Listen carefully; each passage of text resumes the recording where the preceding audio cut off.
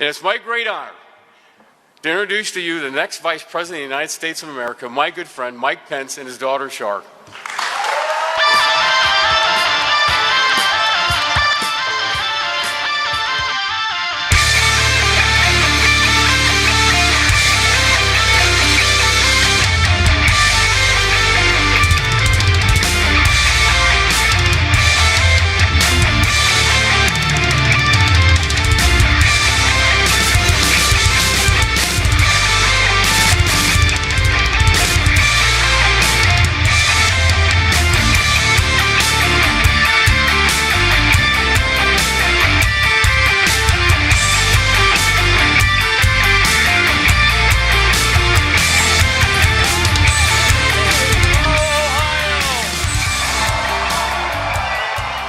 Wow, what a great night. I know it's homecoming night around here.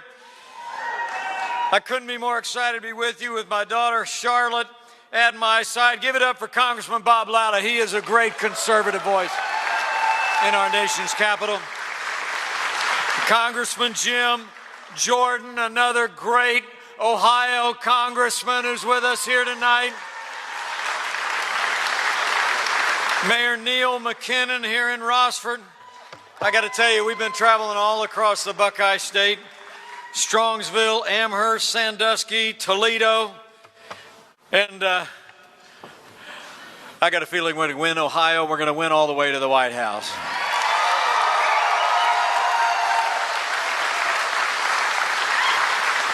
Now, Bob Latta and I have been friends for a long time.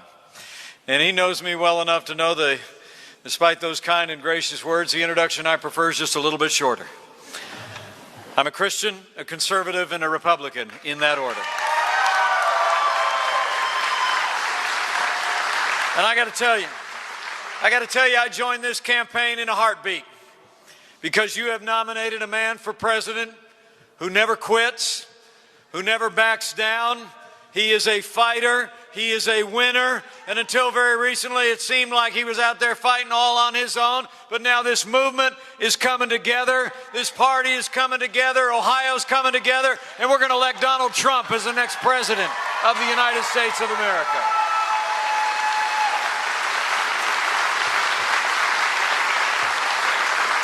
I really appreciate you coming out tonight. I know I'm kind of the B-list Republican celebrity in this case, you know? I'm not exactly the main event, right? And I'm sorry, I really want to apologize. I'm running a few minutes late. I would have gotten here sooner, but I stopped by Tony Packo's for a hot dog, and it's good.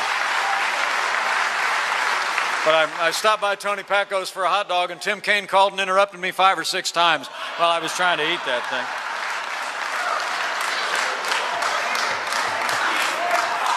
We had a little debate the other night. I don't know if you got a chance to see it.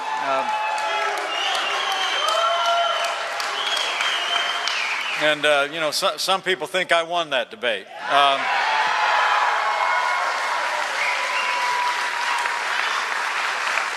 You know, I'll leave that for others to say, but from where I sat, Donald Trump won that debate. Donald Trump's vision to make America great again won that debate. And Donald Trump's vision to revive America to a stronger America at home and abroad is going to win all the way to the White House come November the 8th.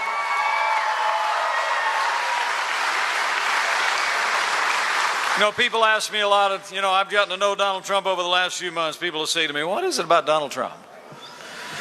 How is it that he draws these enormous crowds around the country? How is it that he has spoken into the frustrations and the aspirations of the American people like no one in my lifetime since Ronald Reagan? And you know, I'm from south of Highway 40 over in Indiana, so we speak a little plainly down there. And I just tell people, Donald Trump gets it. You know what I mean? I mean, he's a genuine article. He's a doer in a game usually reserved for talkers. And when he does his talking, he doesn't go tiptoeing around all those thousands of rules of political correctness that the media puts in the way of men and women that want to make a difference. He tells it like it is, and the American people hear him loud and clear, and they're going to send him all the way to the White House.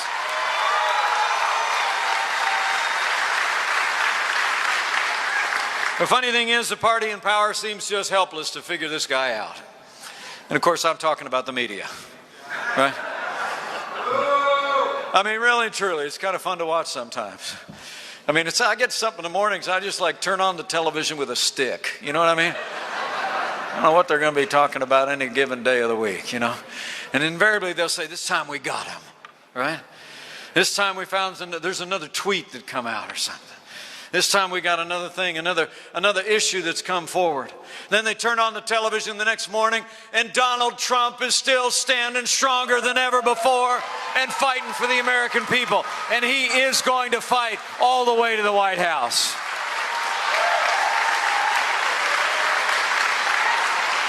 You know, I think part of Donald Trump's appeal is he's never forgotten the men and women who built this country.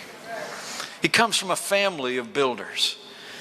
To know Donald Trump is to know a man who believes in the boundless potential of the American people, because he's lived that out in his own life, building things with his own hands and knowing the people that do it.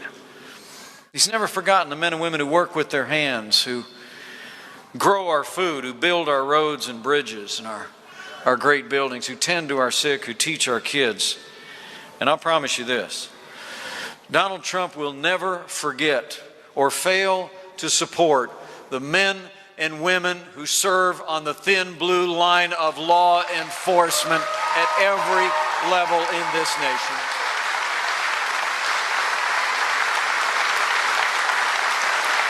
As the chief law enforcement officer of the United States of America, Donald Trump will support our law enforcement community at every level, provide the resources that these brave men and women need and deserve, and Donald Trump will restore law and order to every city and every community and every state in this nation.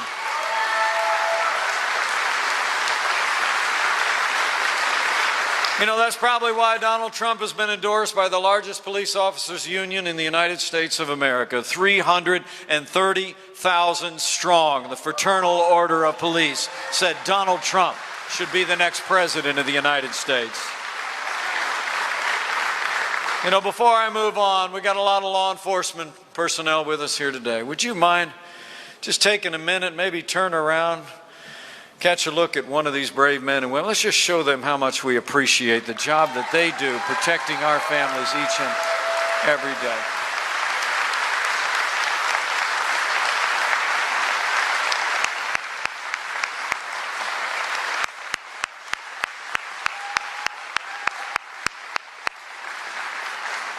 Thanks, everybody. You know, it really is amazing. At the very moment when America is crying out for something new and different, 7 out of 10 Americans think that our nation is headed in the wrong direction, and they're right. The other party has answered with the most predictable of names and a stale agenda that's failed the American people. It's amazing. The other party's actually nominated someone for president who literally personifies the failed status quo in Washington, D.C. So let me just say, you all here in the Buckeye State, we must not rest or relent for the next 32 days until we ensure that Hillary Clinton will never be elected president of the United States of America. Can we do that?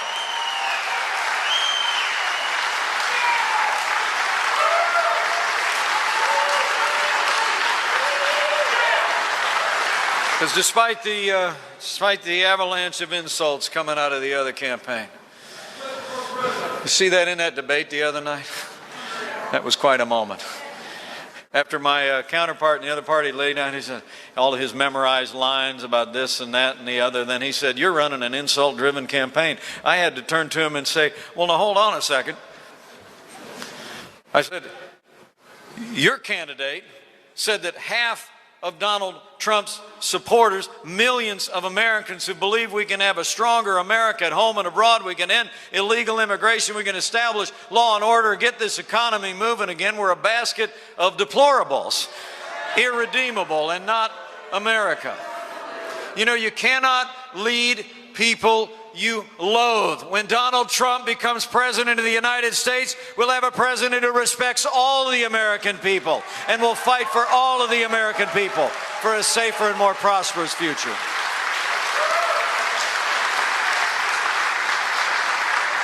But despite all of those sidebar things, this campaign really is about big things. People here in Ohio know it.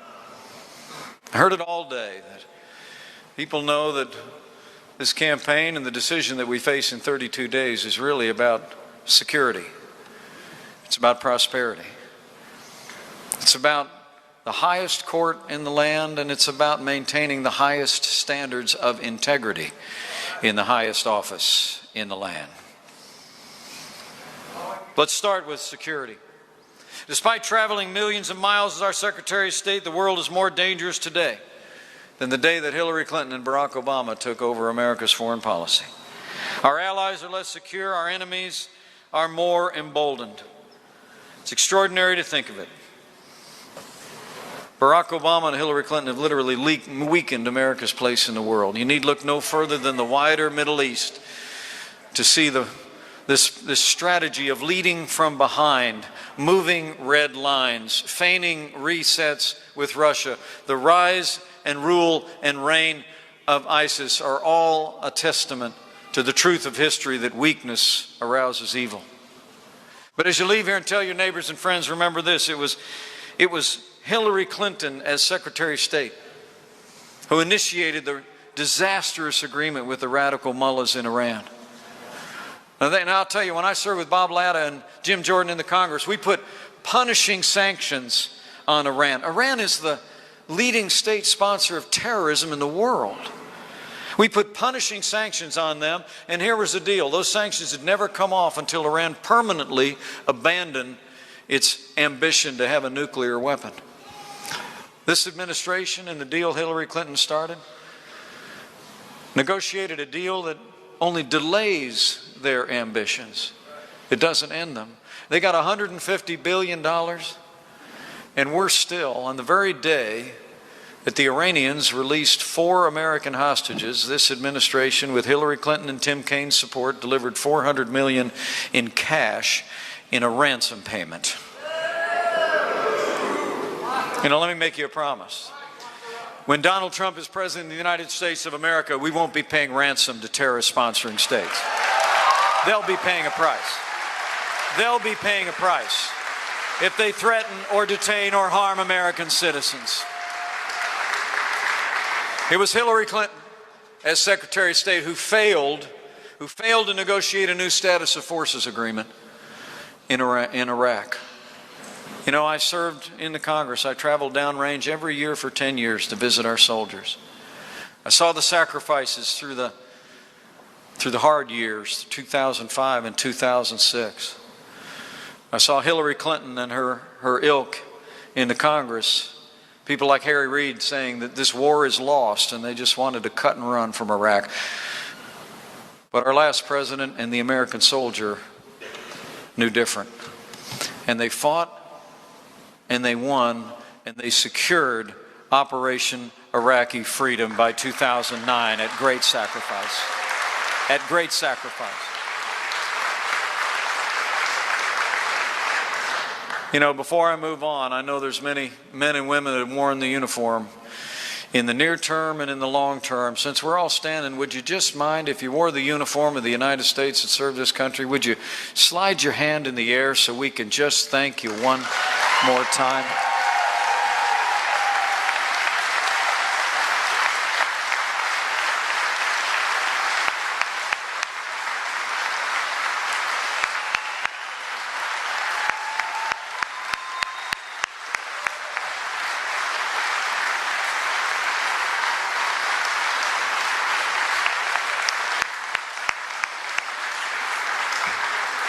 Thank you for your service. And lastly, it's important to know,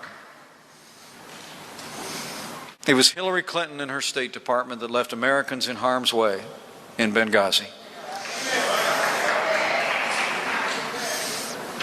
And after 4 Americans fell, even though she knew the night of the attack that it was, in her words in an email to her daughter, an Al-Qaeda-style terrorist attack, Hillary Clinton told the families of the fallen at Dover Air Force Base, when their sacred remains returned to this country, that it was caused by a filmmaker in Florida. And when she was challenged on it before a Senate committee, Hillary Clinton actually said words that are hard to repeat. She said, quote, "What difference at this point does it make?" Well, let me say, as the proud father of a United States Marine, anybody who said that, anybody who did that, should be disqualified from ever serving as Commander-in-Chief of the Armed Forces of the United States of America. You don't leave Americans in harm's way. And you don't lie to the families of the fallen.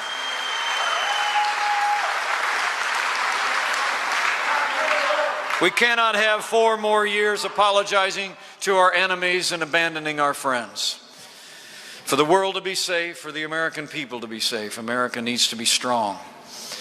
And this administration, despite its weak and feckless leadership on the world stage, has hollowed out the American military. You may not know it, but we've got the lowest troop levels since 1940. We have the smallest number of ships in our Navy since 1916. Our Marine Corps is down to 23 battalions when our warfighters believe we should have 36 Marine Corps battalions. And our Air Force, down to 1,100 fighter attack and bombers right now. But last year, our Air Force purchased the least number of airplanes in any year since 1934. And the average age of the aircraft that we have in this country is 27 years old. That's older than most of the men and women flying them. Men and women, for America to be safe, we must restore the arsenal of democracy. We will have peace through strength, and Donald Trump will lead with American strength. We will rebuild our military. We will provide our soldiers, sailors, airmen, and Marines with the resources and the training that they need to do their mission and come home safe. And we will provide the will and the direction to hunt down ISIS at its source and destroy it, and any terrorist organization that threatens our people. Donald Trump will provide leadership as our Commander-in-Chief that'll change the direction and enhance the security of America. That's probably why 160 former admirals and generals and 17 Medal of Honor winners have endorsed Donald Trump as the next Commander-in-Chief of the armed forces of this nation.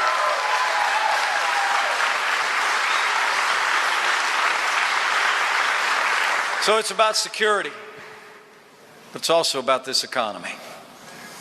We're in the weakest economic recovery since the Great Depression. Despite all the happy talk by the other side, we have the lowest labor participation rate since the 1970s, and millions more Americans are living in poverty. Now, the other side likes to do a lot of happy talk. We're making a lot of progress, but, you know, as the saying goes, facts are stubborn things.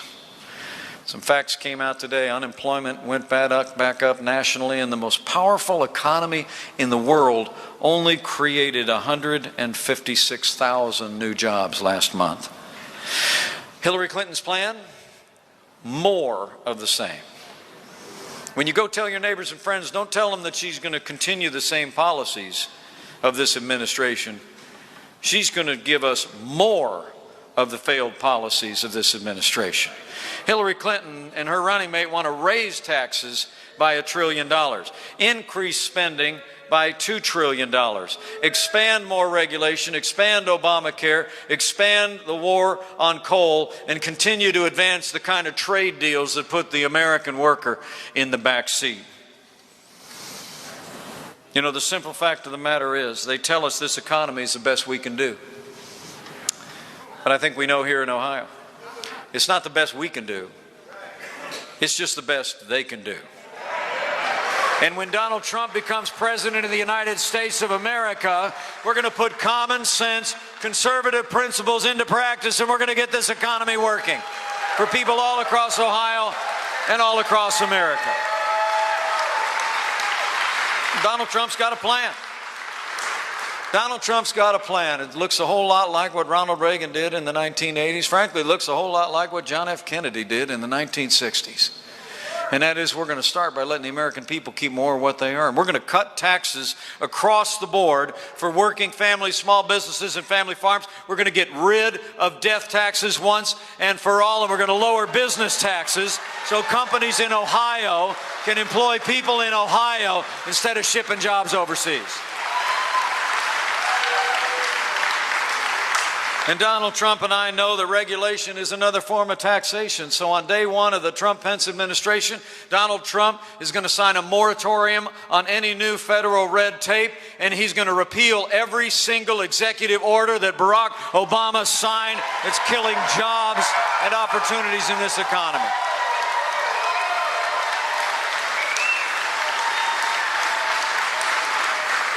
And the most failed regulation and government program in my lifetime is going to go by the boards as well. Did you hear what Hillary Clinton's husband had to say about Obamacare? I mean, wow. Wow. He said it's the craziest thing in the world. He said premiums have gone up, benefits have gone down. You know, even with the Clintons, sometimes truth happens.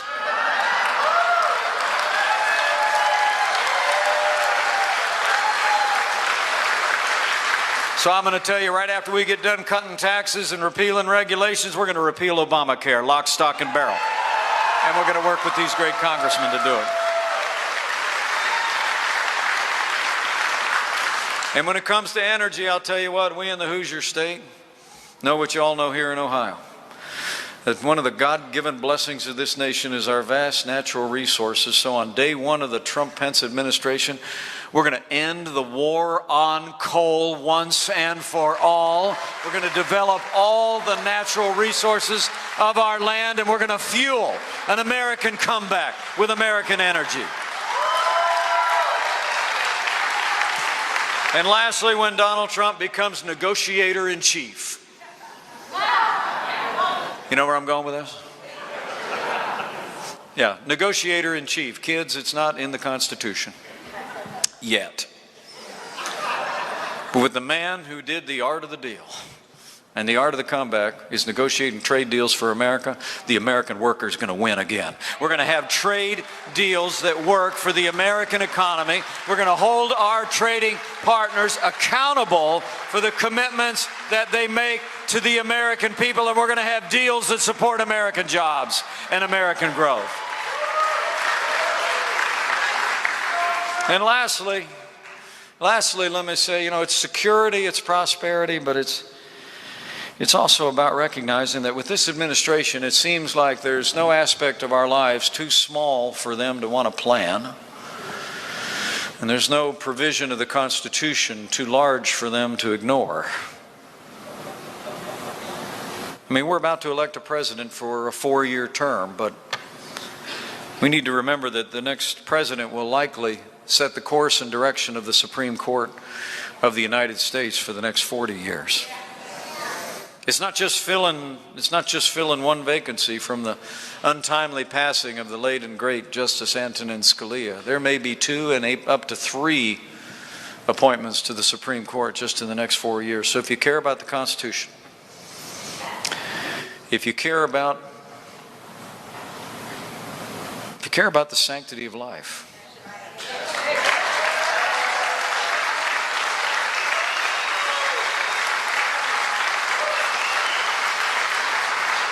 if you care about all the God-given liberties enshrined in our Bill of Rights, like the Second Amendment right to keep and bear arms,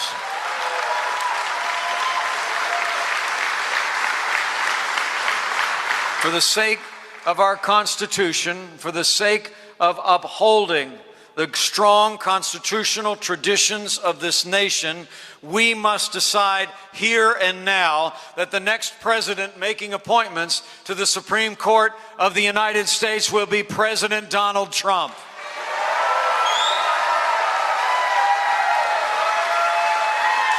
That important. So it's about security, it's about prosperity, and it's about the highest court in the land. But it's also about maintaining the highest level of integrity in the highest office in the land. You know, it really is amazing since I joined this campaign. Since I joined this campaign, it's just about been 2-on-1 with the media doing half of Hillary Clinton's work for her every day. Did you ever notice that?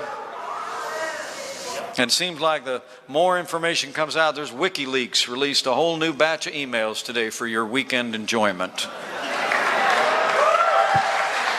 Right? But I mean, it really is incomprehensible and deeply troubling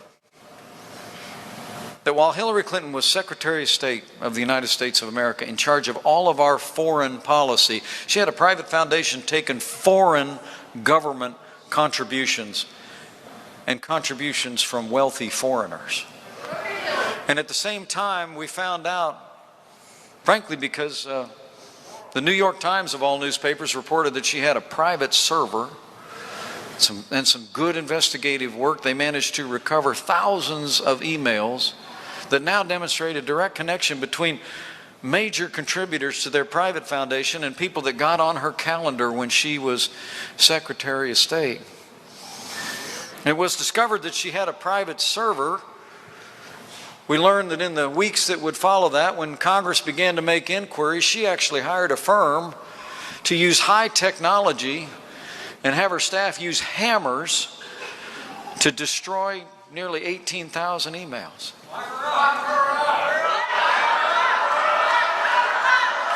You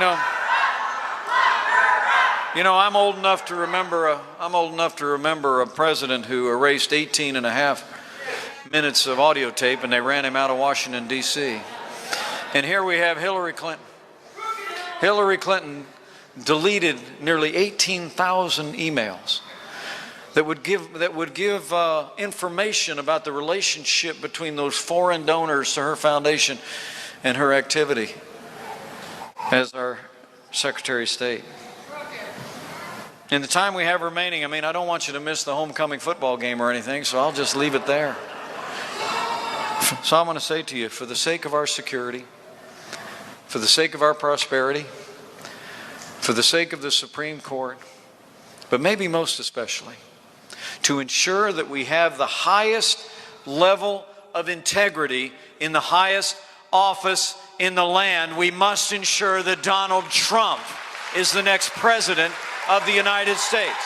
When he becomes president, his only special interest will be you, the American people, and he will fight for you and for this nation every day.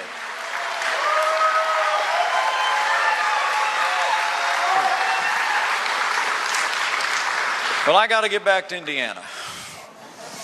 I'm going to catch a plane and go catch up with Mrs. Pence.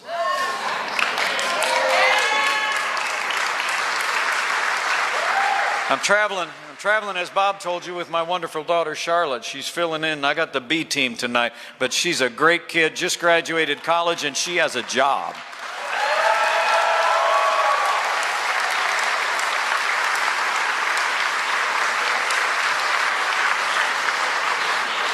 And you know, as you leave here today, I hope you'll go tell somebody.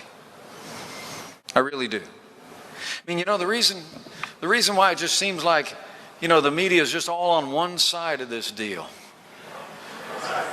But the reason why we see Donald Trump winning hearts and minds every day is because I really believe the American people are talking to each other. All right?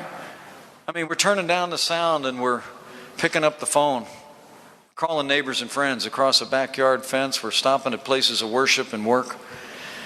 And so I want you to leave here today. If you've heard something that just reminded you of what the real issues are in this campaign, I want you to go tell somebody. And tell them we can make America great again. We can change the direction of America again. But it's going to take electing Donald Trump as the next president of the United States. And I want you to go tell somebody. Go tell somebody. Will you do it?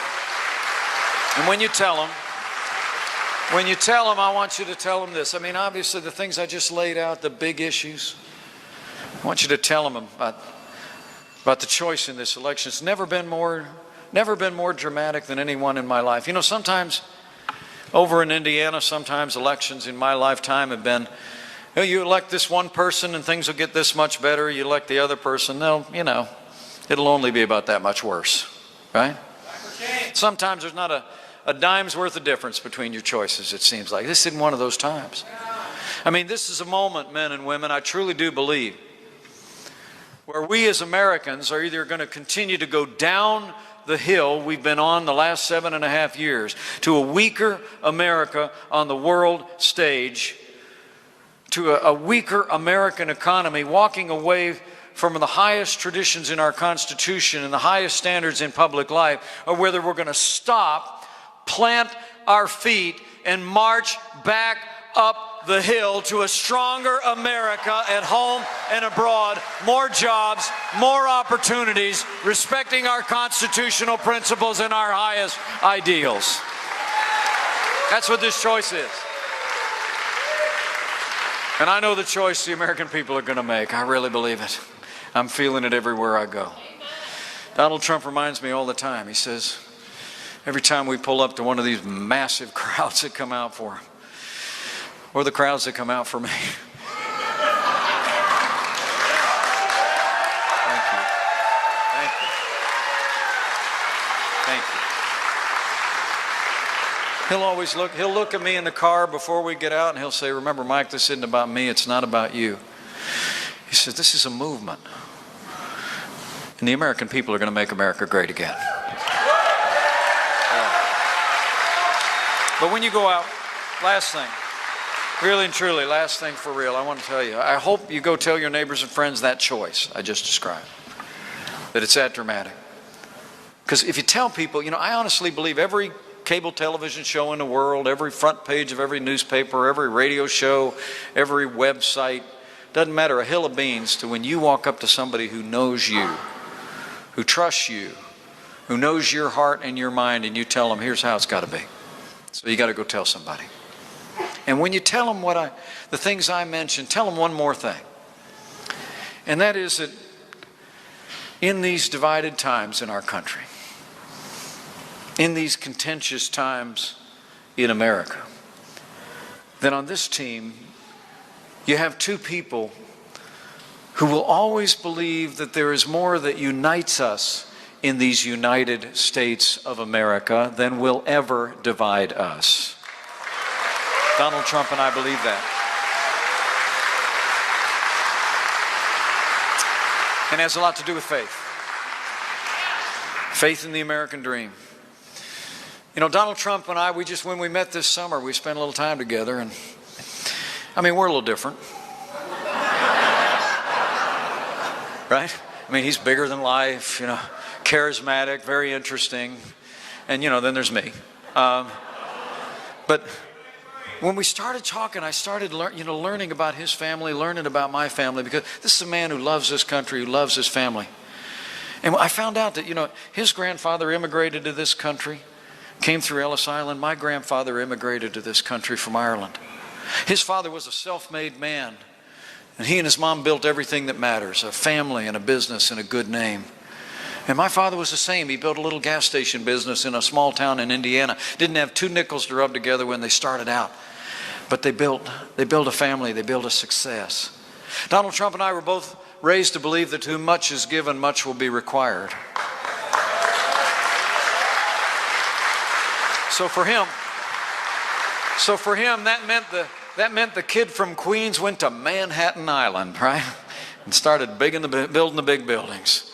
For me, it was a calling into public service, to live out a dream, to represent my hometown in Washington, D.C., and eventually actually to leave my state as governor. I like to tell people, really, if you think about it,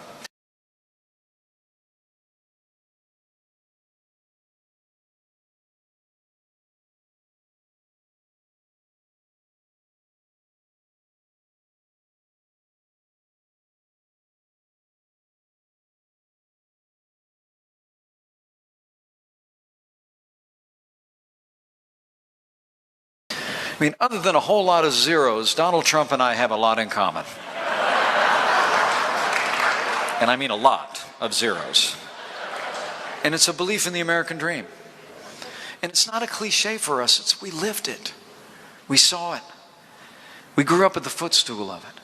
And so when you leave here today and you talk to your neighbors and friends, and that slogan that you see on those hats and on those signs, I hope you tell them when they read "Make America Great Again," that means they have a chance to elect a president and a vice president who will fight every day to revive the American dream for every American, regardless of race or creed or color or gender or area code or income. We're going to bring the American dream back to life.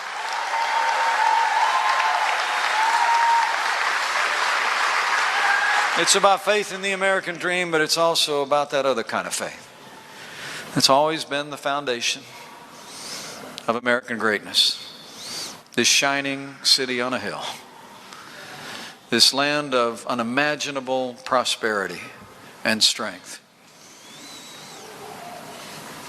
is now and shall ever be a land that draws our strength from the fact that we are one nation under God, indivisible, with liberty and justice for all.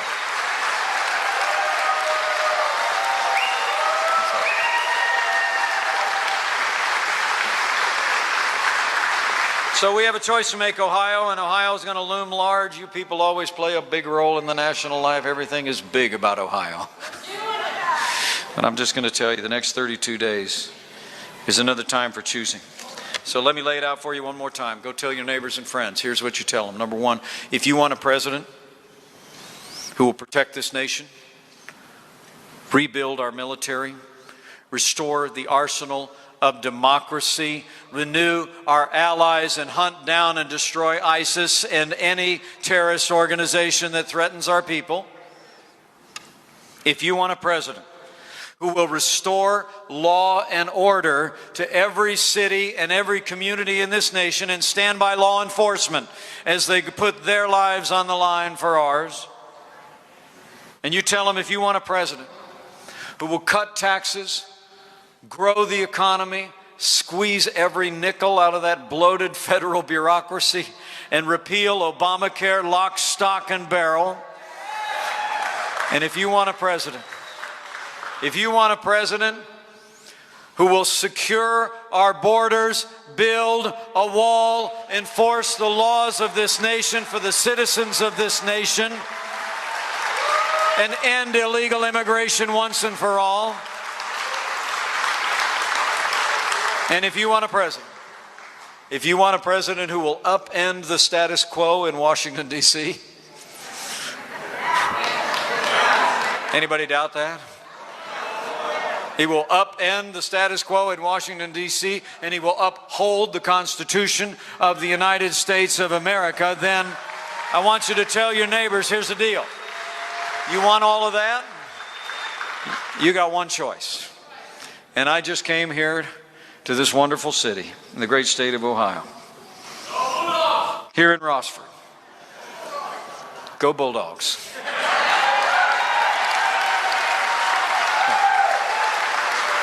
Nice. I came here with all you Bulldogs just to tell you one thing. Be Bulldogs in the next 32 days. But I promise you what, you want all of that? That man is ready. This team is ready. This movement is ready. If you go make sure that Ohio is ready, we will elect Donald Trump as the 45th president of the United States of America, and we will make America great again. Let's go get it done, Ohio. Let's go, Bulldogs. Thank you very much.